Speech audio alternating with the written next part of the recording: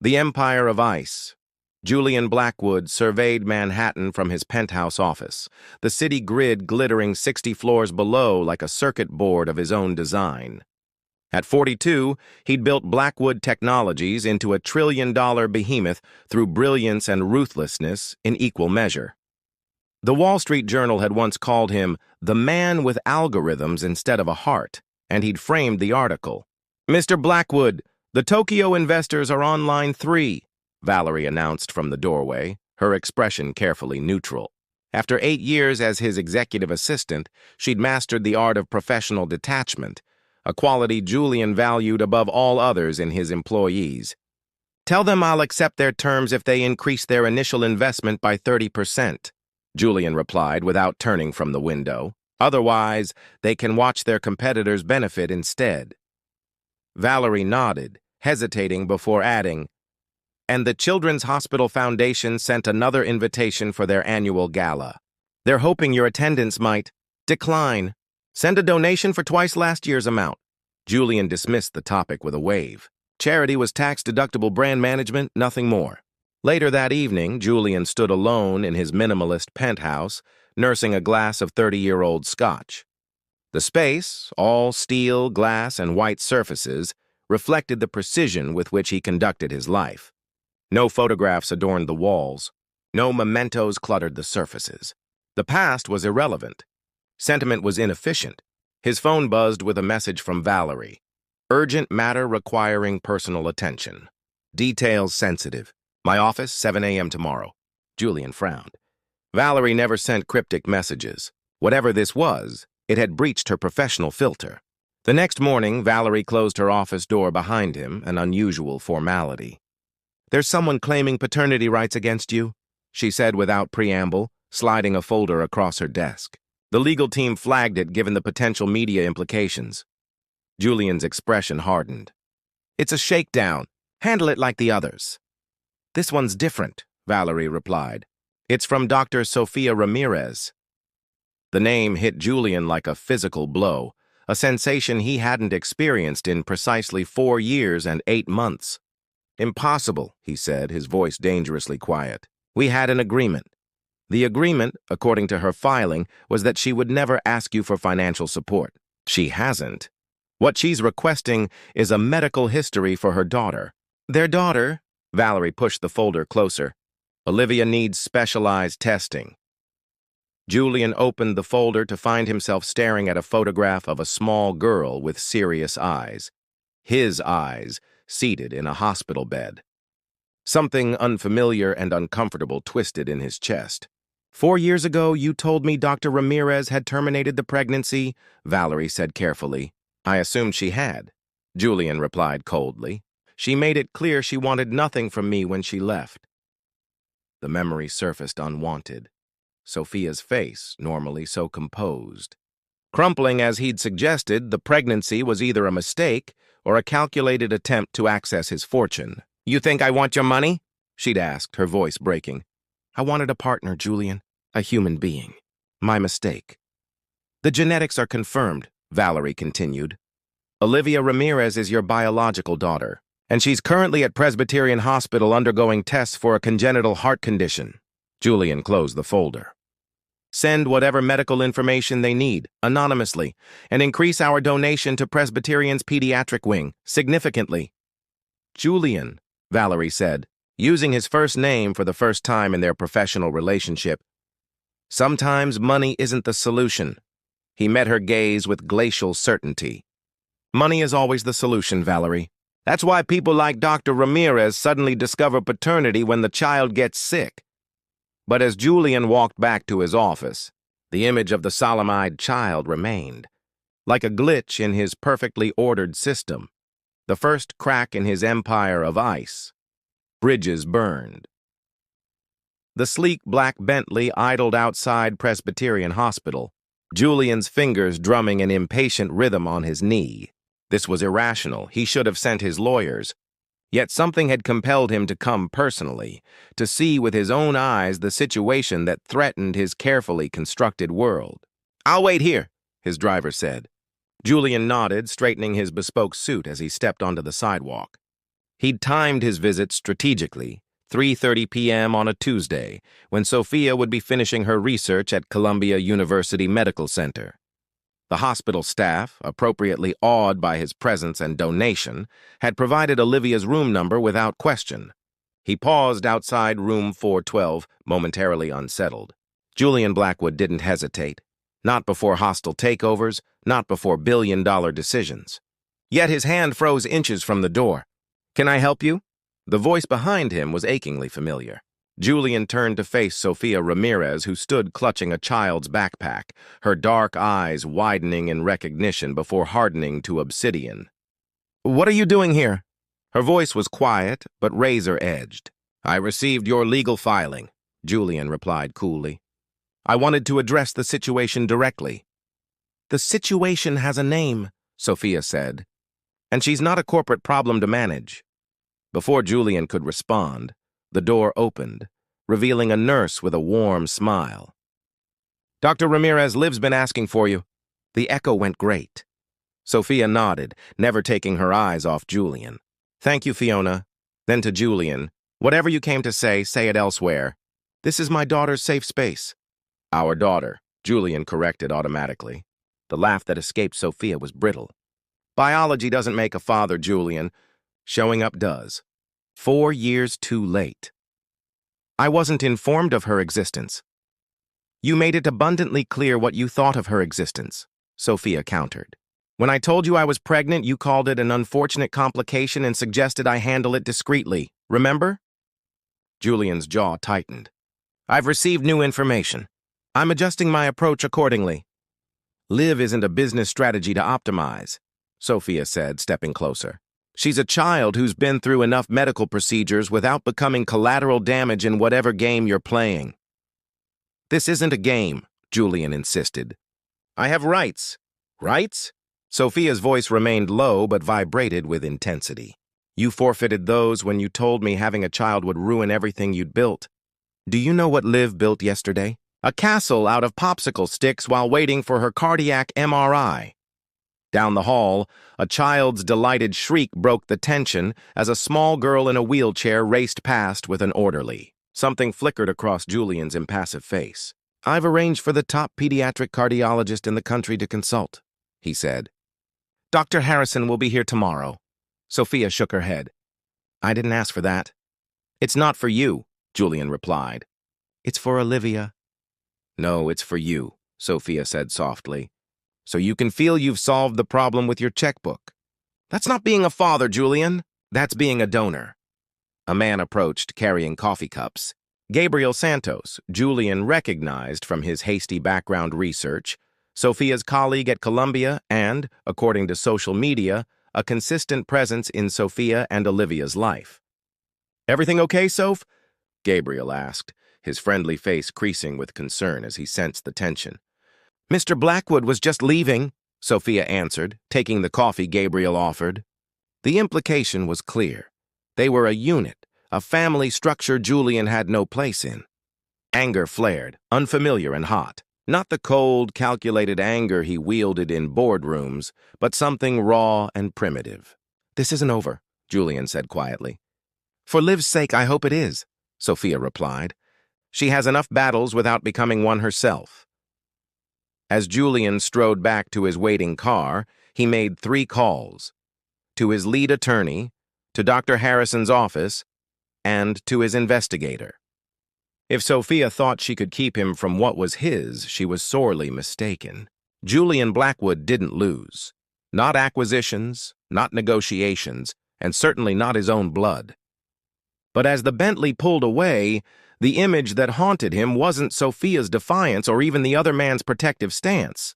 It was the small wheelchair racing down the hospital corridor, carrying a child whose laughter Julian had never heard. "Small wonders. Absolutely not," Julian stated, glaring at his attorney across the polished conference table. "I won't agree to supervised visitation like some criminal."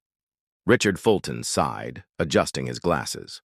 "Mr. Blackwood, given that you've had no previous contact with the child, the court will almost certainly start with supervised visits. Dr. Ramirez has been extremely reasonable in her counterproposal. Julian scanned the document again. Sophia had agreed to 4 hours every Saturday, supervised by a neutral third party, with the stipulation that Julian complete a parenting course. The humiliation was intolerable.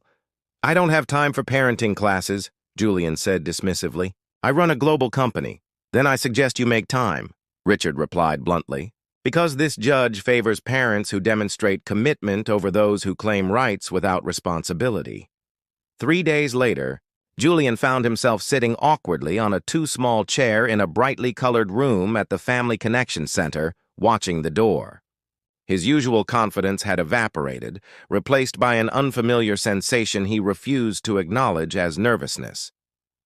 When Sophia entered with Olivia, Julian instinctively stood, straightening invisible wrinkles from his casual clothes, the most informal outfit he owned, selected after Valerie had tactfully suggested his usual suits might intimidate a 4-year-old. "Hello?" "Julian," Sophia said formally, her hand resting on their daughter's shoulder. "This is Liv." Julian looked down at the small figure regarding him with solemn curiosity. In person, the resemblance was startling, his eyes exactly, set in a delicate face framed by dark curls. She wore a yellow dress with tiny embroidered bees and red sneakers that lit up when she shifted her weight. "Hello, Olivia," he said, his voice unusually stiff. "You can call me Liv," she replied, her head tilting thoughtfully. "Are you the man in the big building?" Julian blinked, confused. "I showed her your company's headquarters," Sophia explained, "so she'd understand what you do." "Yes," Julian answered, unsure how to simplify his role for a child. "I'm in charge there," Liv nodded seriously. "Mama says you make computers think better." "That's accurate," Julian conceded, surprised by the simplicity and precision of the explanation. The supervisor, a cheerful woman named Diane, suggested they try the building blocks. Julian sat cross-legged on the floor, a position he couldn't recall assuming in decades, while Liv efficiently sorted blocks by color. "You have to help," she informed him, pushing the blue blocks toward him. "These are yours." Julian stared at the plastic pieces. "What are we building?" Liv looked at him as if he'd asked the purpose of breathing. "Whatever we want. That's why they're blocks." For the next hour, Julian found himself following the instructions of a 4-year-old, constructing an elaborate structure that Liv declared was a castle for science experiments. His phone buzzed repeatedly with urgent messages, but something unfamiliar kept him from checking it, a strange reluctance to break the small bubble of concentration they'd created. "You're not very good at towers," Liv observed as his third attempt collapsed. "But that's okay. Gabriel says practice makes better." The mention of the other man pricked Julian's pride. "Does Gabriel build with you often?" "Uh-huh. He knows how to make bridges that don't fall down," she demonstrated with her hands. "It's about distribution." "Distribution?" Julian corrected automatically, then added, "I know about distribution too. It's part of my work." "Then why does your tower keep falling?" Liv asked innocently. The question, so simple, so devastatingly accurate, startled a genuine laugh from Julian. "Good point. Perhaps you could show me the correct technique." As Liv patiently demonstrated the proper structural approach, Julian found himself watching her hands, tiny versions of Sophia's, moving with the same precise confidence. When she concentrated, her brow furrowed exactly like his did in board meetings. "Much better," she approved when his tower finally stood. "You learned fast." "I had an excellent teacher," Julian replied, surprising himself with the sincerity in his voice.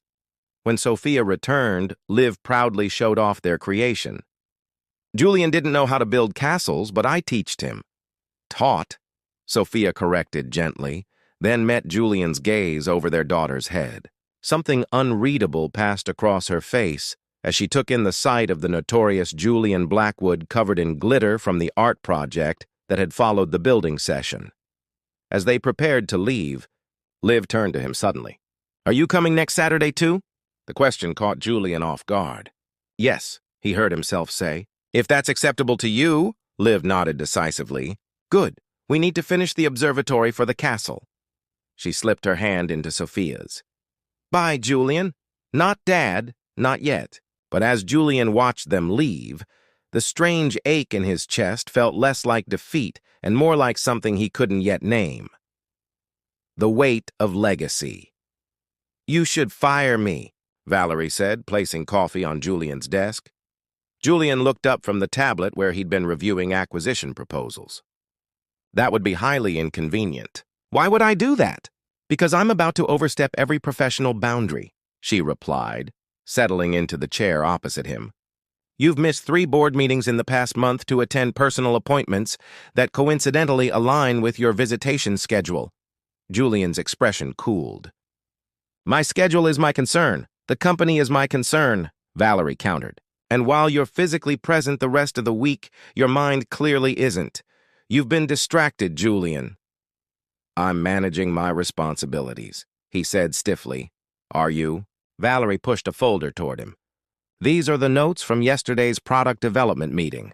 You approved a feature you killed last quarter for being, and I quote, sentimental nonsense with no market justification." Julian scanned the document, frowning. She was right. "What's happening with Olivia is affecting you," Valerie continued more gently. "That's not necessarily bad, but pretending it isn't happening is." Julian stood abruptly, moving to the window. "I'm not discussing my personal life." "You've never had a personal life to discuss," Valerie said. "That's the point." The words hit with unexpected force. It was true. For 15 years, he'd structured his existence around Blackwood Technologies, measuring success in acquisitions and market share. His penthouse was a place to sleep between workdays. His relationships were transactional, never lasting beyond their utility. "I received another message from your father," Valerie added quietly. Julian's shoulders stiffened. "Delete it like the others. He's persistent. Says he wants to meet his granddaughter."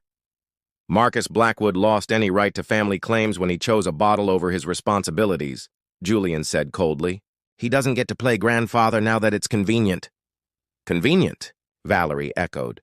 "Julian, the man is 73 and lives in a 1-bedroom apartment in Queens. What exactly would be convenient about reconnecting with his billionaire son who hasn't spoken to him in 20 years? Julian turned, his expression dangerous. "You've crossed the line, Valerie." "Someone needs to," she replied, standing to face him. "Because you're making the same mistake with Olivia that you believe your father made with you. You're choosing pride over presence."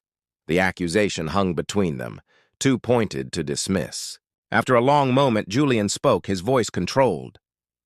"Take the rest of the day off, Valerie. Are you firing me?" "No," he said quietly. "I'm acknowledging you might be right." That evening, Julian found himself standing outside a weathered apartment building in Sunnyside, Queens, questioning his sanity. The Uber driver had given him a curious look when he'd exited the car. Julian Blackwood, without his usual Bentley, without his armor of bespoke suits, standing in a neighborhood he'd spent his adult life escaping. The door to apartment 3C opened to reveal Marcus Blackwood, smaller than Julian remembered. His once imposing frame now stooped, his hands gnarled from decades of carpentry. Recognition, then shock, then cautious hope crossed the old man's face. "Julian?" "Hello, Father," Julian said stiffly. Marcus stepped back, gesturing wordlessly into the apartment. The space was small but meticulously kept, the furniture old but well-maintained, the surfaces covered with wooden carvings of remarkable intricacy. "You still make these?" Julian observed, lifting a miniature carousel horse. "Keeps the hands busy," Marcus replied, his voice rough with age and emotion. "Would you like coffee? Or I have water."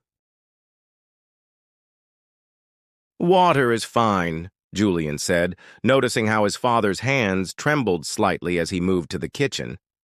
They sat across from each other, decades of silence between them. "I have a daughter," Julian finally said. "Her name is Olivia. She's 4. Marcus's weathered face softened. "I know your assistant. She sends me photos sometimes. Against your wishes, I imagine." Julian made a mental note to discuss boundaries with Valerie, then realized with surprise that the anger he expected to feel was absent. "She has your eyes," Marcus continued, "and your mother's smile." "I didn't know her until recently," Julian admitted. "Her mother didn't tell me." "Ah." Understanding crossed Marcus's face. "And now you're trying to make up for lost time." "I'm trying to assert my rights." Julian corrected. Marcus smiled sadly. That sounds familiar. When your mother left with you, I demanded my rights too. Forgot all about my responsibilities, to be the man you needed, not just the man the law said I was. The parallel was too pointed to ignore. Julian looked around the apartment, noticing for the first time the AA sobriety medallion displayed on a small shelf, 25 years, alongside a faded photograph of himself as a boy. You got sober, Julian said quietly. Too late for us, Marcus acknowledged, but not too late for me to learn what matters. Not pride, not rights, just love and showing up day after day. Julian's throat tightened unexpectedly. I don't know how to be a father. Neither did I, Marcus said simply. But that little girl doesn't need you to know everything. She just needs you to try everything. As Julian left an hour later, Marcus pressed something into his hand, a small wooden figure of a girl on a swing, carved with exquisite care. For Olivia, Marcus said, from her grandfather. When you think she's ready to know about me.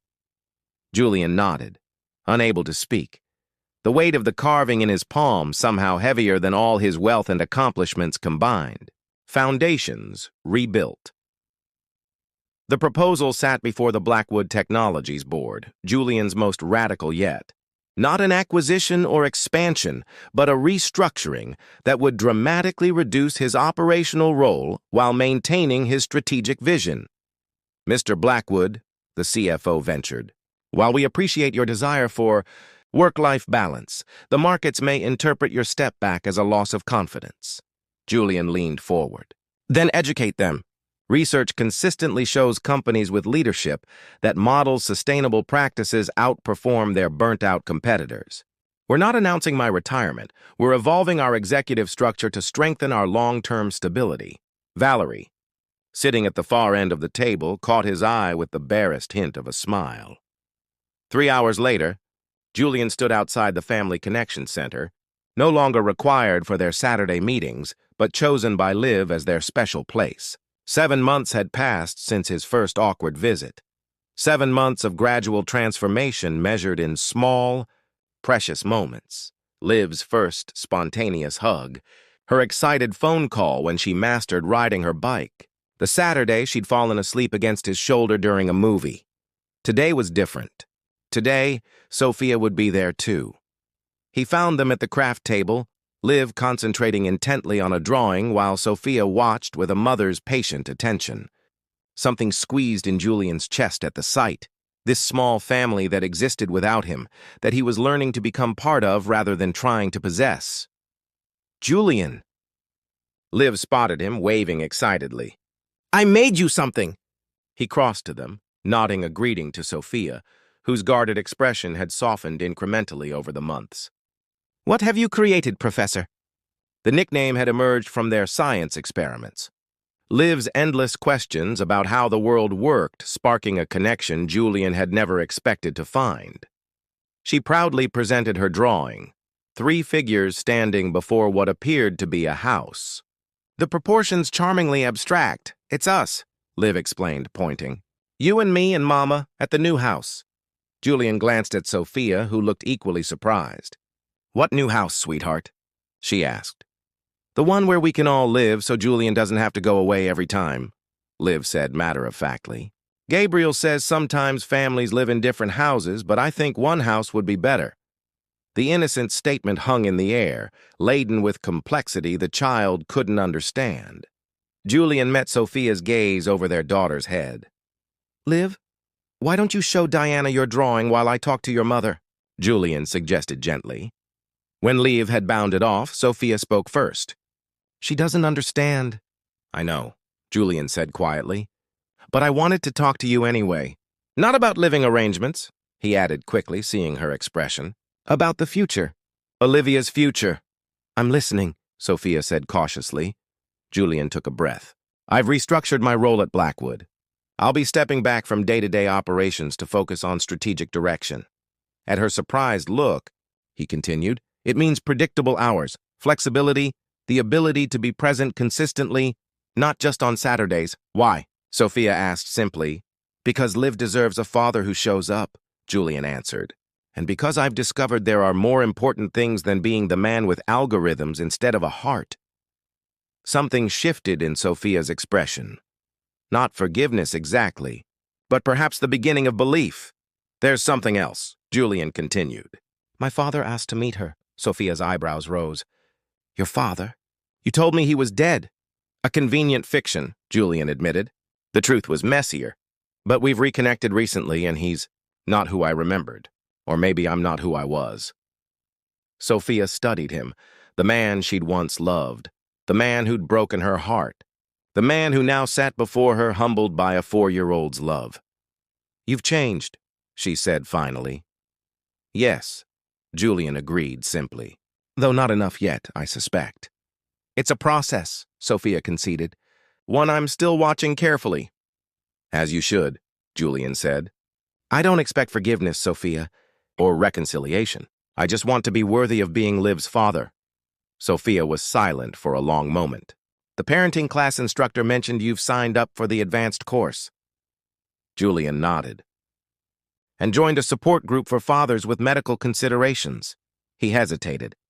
Dr. Harrison believes Liv's condition can be fully corrected with the procedure next month. I know, Sophia said. I've been impressed with how you've handled it. Not throwing money at the problem, but actually learning about her condition. Coming to appointments? She's not a problem to solve, Julian said, echoing Sophia's words from months ago. She's our daughter. Liv returned then, climbing into the chair between them. Diana says my drawing is perfect, and I should show Grandpa Marcus, too. Julian froze, then looked questioningly at Sophia. We had coffee last week, Sophia explained with a small smile. Your father is quite charming, and makes excellent wooden toys. Can we go to the park after this? Liv asked, oblivious to the significance of the moment. All three of us? Gabriel showed me how to feed the ducks without bread because bread is bad for their tummies. Julian swallowed the instinctive jealousy that rose at the other man's name. If your mother agrees, I'd like that very much. I think we can manage that, Sophia said. Her eyes meeting Julian's with something that, if not quite forgiveness, held the promise of a new beginning. Later, as they walked through the park, Liv running ahead to the pond, Sophia spoke softly. This doesn't fix everything, you know. I know, Julian replied. But it's a foundation, and I've learned something about foundations lately. He smiled slightly. They have to be built carefully, stone by stone. No shortcuts. No buying your way to completion. From the man who built an empire on efficiency? Sophia asked, a hint of her old teasing warming her voice. Julian watched as Liv crouched by the water, pointing excitedly at a family of ducks. Some things can't be measured on a balance sheet, he said quietly. Some fortunes can't be bought.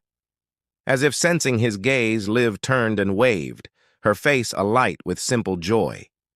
Julian waved back, the gesture no longer foreign to him, this acknowledgement of connection, of belonging to something more valuable than all he had built before.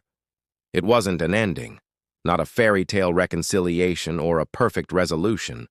It was a beginning, fragile and hard-won. A foundation built not on pride or power, but on the slow, steady work of becoming worthy of the love he'd once been too blind to see.